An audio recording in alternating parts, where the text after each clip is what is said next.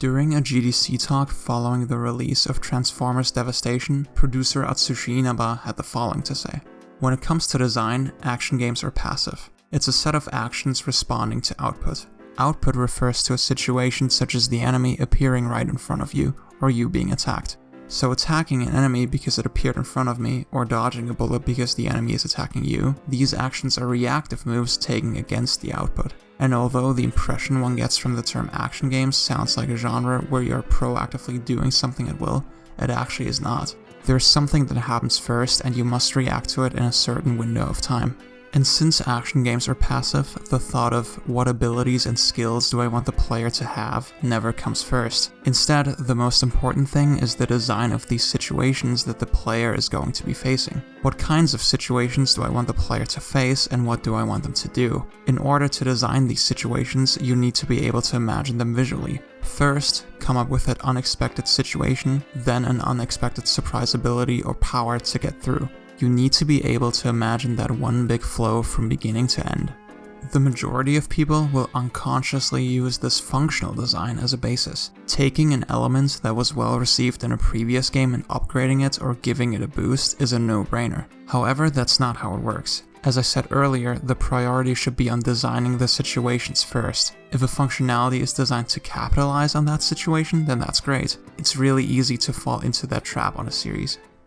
This all might sound obvious and simple to you, but to me it's one of the most revelatory things a developer has said about making action games. What's even more revelatory is when you try to apply this design theory to existing titles. Case in point, Devil May Cry 4's version of Dante is one of the most blatant examples of approaching a character's toolkit with a functional design mindset. Like Inaba described, DMC4 falls into the trap of expanding our hero's capabilities from one game to the next in the most obvious way imaginable, without necessarily crafting them around suitable situations. DMC4's encounters, after all, are clearly meant for Nero's moveset. Whereas DMC3 had you dealing with large crowds of enemies in tight spaces, encouraging you to get off the ground and float in the air like there's no tomorrow, DMC4's arenas are a lot more sparsely populated. The amount of empty space between every enemy is meant to encourage use of Nero's snatch ability, and the enemies themselves are more docile, giving you time to set up Nero's comparatively slower, more committed attacks. Mechanics like Exceed, the Buster Grab, Blue Rose's Charge Shot, and the quirks to Nero's Devil Trigger are all about preparing to hit specific timings in advance and unleash a ton of damage at once. It's all fundamentally different from Dante, who instead needs to create opportunities within a constant storm of shit to be able to rack up damage consistently. It's no secret that DMC4 is one of the most blatantly unfinished games ever made. Of course the enemies don't take advantage of Dante. The designers never even got the chance to create new stages just for him. That's the natural assumption to make. In this video, I would like to posit the idea that a lot of the advancements made with DMC4 Dante were actually kind of misguided, and that DMC3 had the right idea all along with its seemingly more limited combat system. Let's talk weapons. Providing the player with a wide arsenal of murder tools is one of the easiest ways to create variety and encourage diverse playstyles. Ideally, you'll want weapons with pronounced strengths and weaknesses and different types of learning curves all over the spectrum. One of the holy grails of the action genre then is to allow seamless access to every weapon available without any menu diving. It's a tricky task to solve. The required memory in a console to actually load in a weapon is often prohibitively limited, and trying to cram all of it onto a controller without a weapon wheel or some other outside-the-box solution can result in an interface that's needlessly unintuitive. DMC3's approach to this conundrum was to expand on its predecessors in the most obvious and elegant way. By the end of the game, you'll have access to 5 devil arms and 5 guns. You can take up to 2 of each into battle and swap to the respective other devil arm or gun by pressing one of 2 separate buttons. Depending on your point of view, the system might naturally seem quite restrictive, especially considering you can only alter your loadout between missions or at divinity statues. Here is DMC4's attempt to address that concern. The total number of weapons has been cut down from 10 to 6, but now you juggle between all of them at once using the same control setup as before. This carries a lot of inherent problems. The first L2 press changes to Gilgamesh, the second goes to Lucifer, and the third brings you back to Rebellion. So if I want to change from Rebellion to Lucifer in the middle of a combo, I have to be pressing triangle, press L2, stop pressing triangle, press L2 again, then resume pressing triangle. This might not sound like a dramatic change, but it has huge implications for how the game works compared to its predecessor. In DMC3, the first alternate weapon you receive is Cerberus. That's a very deliberate design choice. Its crowd control capabilities make it easy to use, but it also teaches you the basics of how to play the game and what to look out for. For example, using revolver in the middle of a string is one of the easiest ways to extend your combo before knocking the enemy away. It encourages you to explore ways to stay on the enemy for as long as possible by alternating between different attacks and weapons frequently. Once you're in the air, you'll realize that Cerberus' default attack doesn't send you straight downward like Rebellion's Helmbreaker would. In fact, it keeps both you and the enemy suspended. This is all without Swordmaster, and it's likely that after getting your feet wet, you'll want to explore the options brought to the table by combining that style with Cerberus. Flicker will let you stay in the air even more easily, but where it truly starts clicking into place is when you keep tapping circle and then rhythmically swap between Cerberus and Rebellion. The last hit in Rebellion's aerial rave usually knocks the enemy away, but if you change back to Cerberus at just the right time, you'll get this. Staying in the air for as long as possible is the core conceit of Devil May Cry, and alternating between Flicker and Aerial Rave in this manner is the most straightforward way to do it. The designers placed Cerberus at the start of the game because they wanted you to discover this, and it eases you into the fundamentals without immediately asking you to try jump cancels and realize what a scrub you are. And the game is chock full with teaching tools like this. Dante's arsenal isn't just big and varied. Every weapon is aimed at players of specific skill levels and emphasizes particular aspects of the game to different degrees. Dante in DMC4, by his very design, cannot offer this. The fact the game is so bent on bloating its control scheme with a million simultaneous functions means that even if Cerberus was available in DMC4, you wouldn't be able to seamlessly alternate between Flicker and Aerial Rave unless your timing is just godlike. Which shouldn't be the point, right?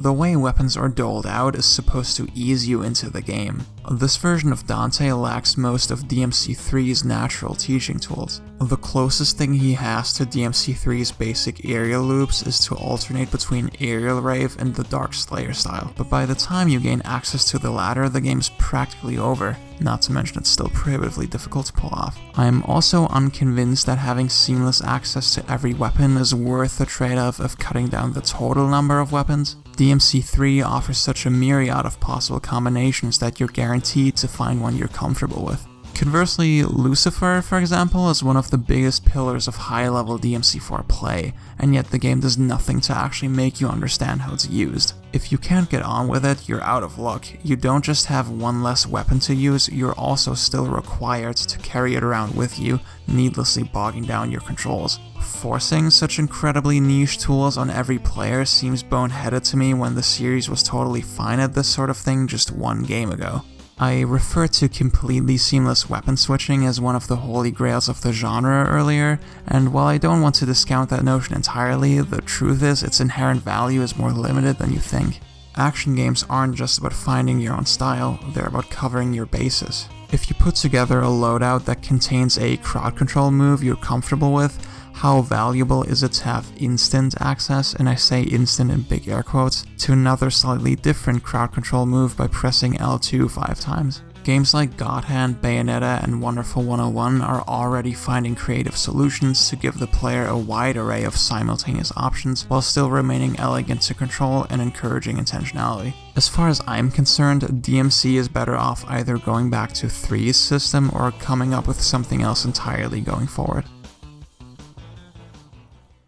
I harbor a lot of those same feelings toward DMC4's style system. It seems so obvious, why wouldn't you just map Dante's styles to the D-pad? I haven't been able to verify this, but supposedly the only reason they didn't have on-the-fly style switching in DMC3 is due to the PS2's memory limitations, which would only lend more credence to that idea. There are problems with the implementation, to be fair. Style switching requires you to either let go of the movement stick or hold your controller in a claw grip, and trying to incorporate it into your gameplay can lead to a lot of awkward pauses that slow down the pace of combat. DMC3 forces you to pick one loadout and run with it, which arguably gives it a better sense of immediacy. It allows you to focus on mastering one playstyle at a time. But even if you find the system too clunky to operate in real time, you don't really lose anything just by having it there as an option, right? In reality, that notion belies the fact that DMC3 and 4 are more fundamentally different than you might realize.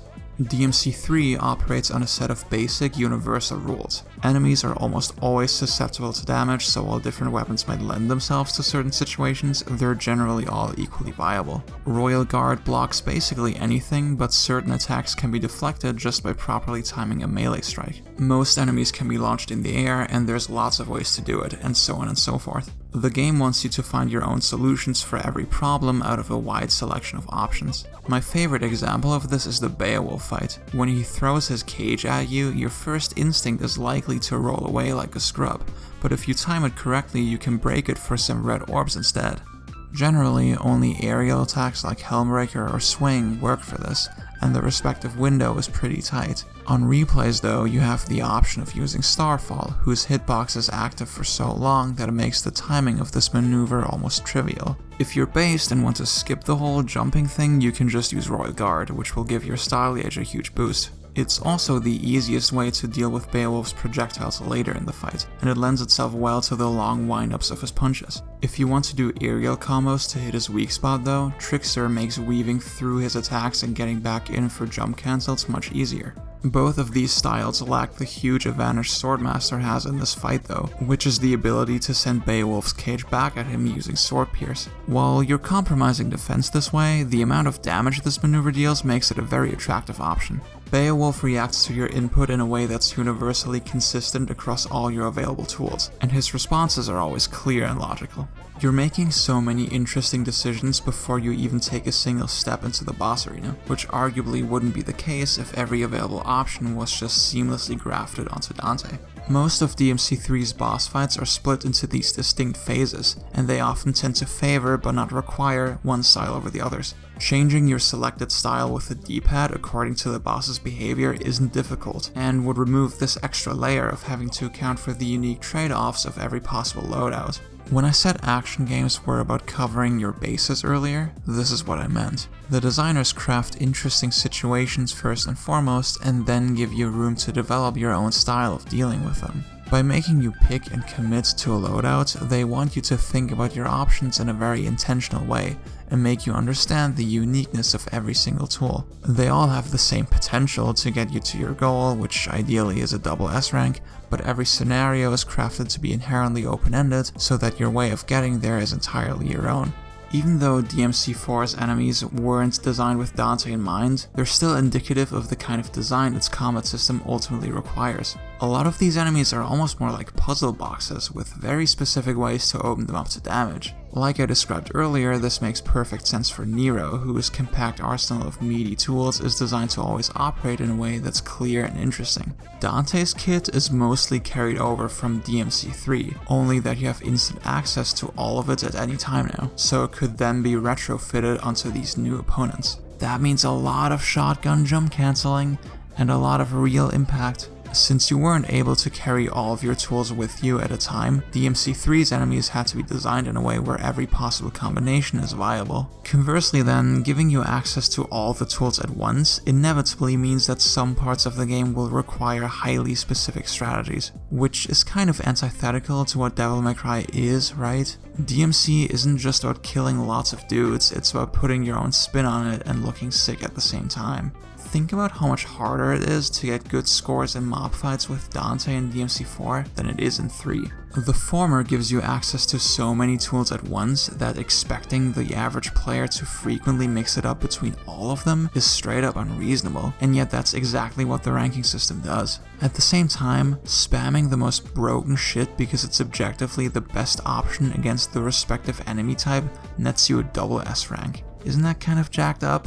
Picture DMC3's enemy roster again for a minute. These guys don't float through the air or attack you in weird formations except for the Fallen, which are like the worst enemy in the game for a reason. They never expect you to fight in a way that's awkward or incongruous with Dante's basic moveset. In DMC4, even dealing with more traditional foes can be a mess as Dante. you have to perform ridiculous finger gymnastics to even approach Nero's most basic functions. Attack flying enemy as Nero, press one button to go, press the other to attack when you're there. Doing the same thing as Dante, press up on the D-pad to switch to Trickster, press forward on the style button to go, press right on the D-pad to switch to Swordmaster, preferably before you hit the ground again, then press the style button to attack.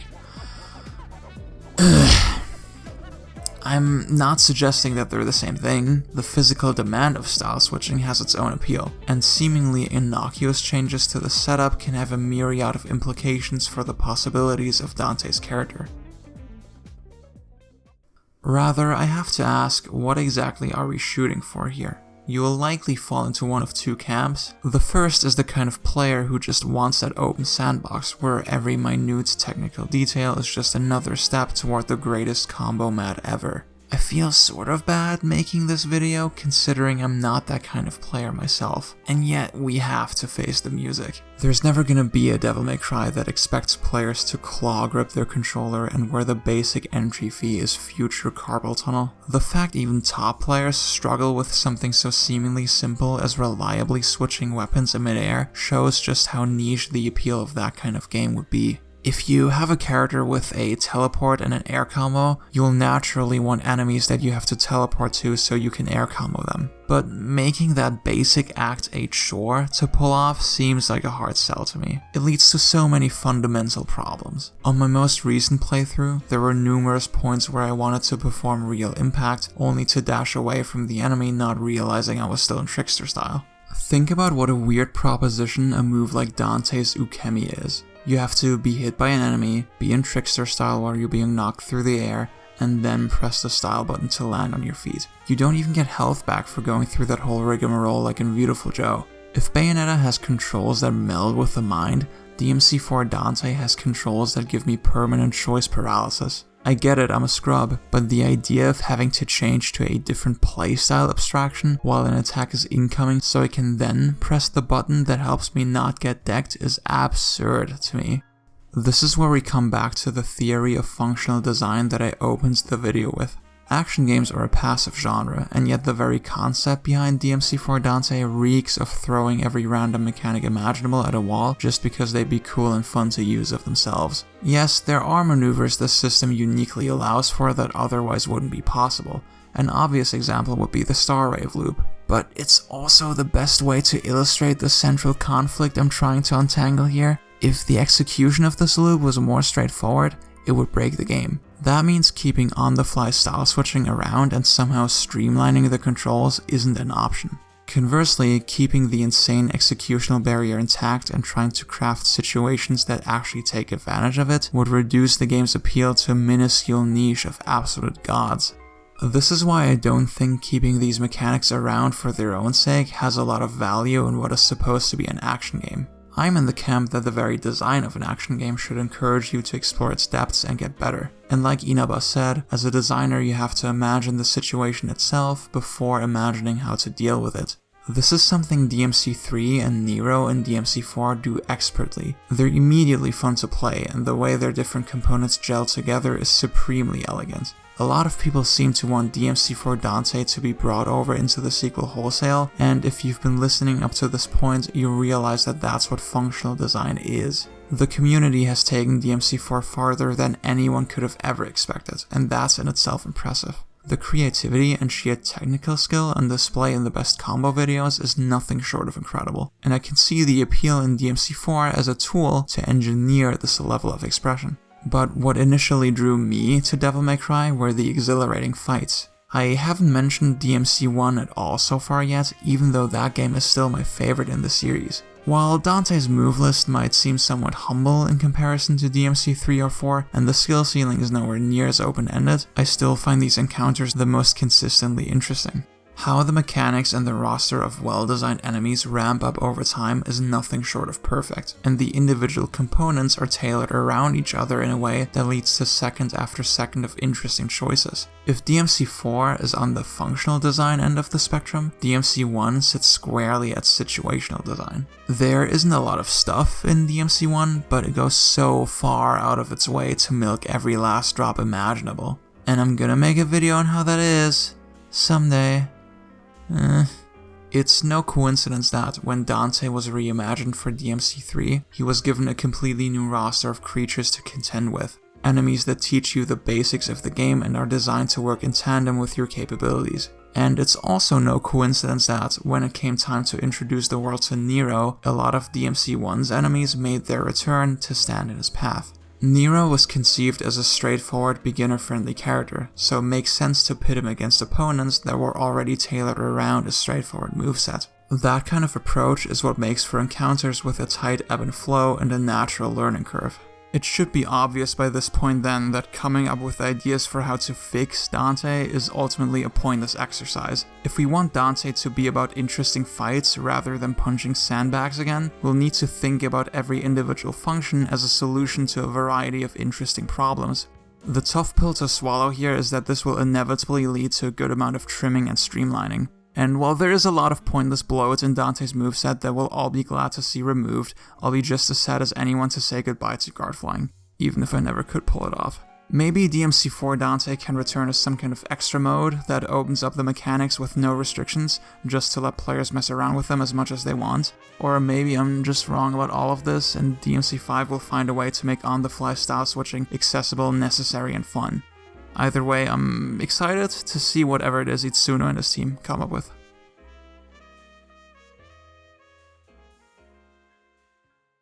Thank you for watching. This is my first fully written and edited video ever, so I hope you enjoyed it, and if you did, please consider sharing it with your friends and leaving a like. I know it's lame to ask for that sort of thing, but it really helps me out. And if you want to see more, I recommend subscribing, because there's gonna be more. I want to discuss my thoughts on DMC5 so far after TGS, and I have another video written that's not DMC related planned for early October.